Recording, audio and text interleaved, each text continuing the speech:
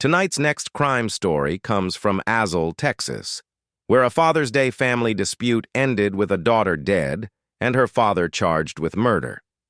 Police say Charles Brooks allegedly shot his 25-year-old daughter, Rebekah Brooks, during a domestic altercation on June 21, 2026. According to the Parker County Sheriff's Office, Rebekah and her mother were involved in a physical fight when Charles Brooks retrieved and loaded a firearm, allegedly trying to intervene. The gun discharged and struck Rebekah in the chest. She was pronounced dead at the scene. The case began inside a family conflict. A mother and daughter were fighting. A father stepped in. But instead of separating them without a weapon, police say he retrieved a gun. That decision became the center of the case. Investigators will examine whether Brooks intended to fire, whether he acted recklessly, whether the gun discharged accidentally, and why he brought a loaded firearm into a close-range family dispute. Rebekah Brooks was only 25 years old. She was also the mother of a young son, making the loss even more devastating for the family and community. Charles Brooks has been charged with first-degree felony murder and is being held on a $2 million bond. That charge tells us prosecutors are treating this as more than a tragic accident.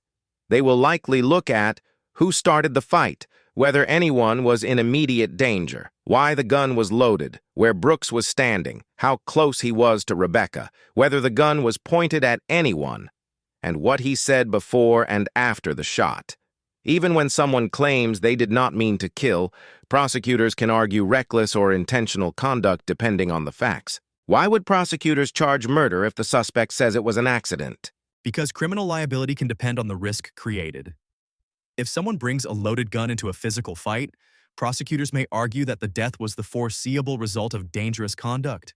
First, a family fight broke out on Father's Day. Second, Charles Brooks allegedly retrieved and loaded a gun. Third, the gun discharged and struck Rebekah in the chest. Fourth, Rebekah was pronounced dead. Fifth, sheriff's investigators documented the scene. Sixth, Brooks was arrested and charged with first-degree felony murder. 1.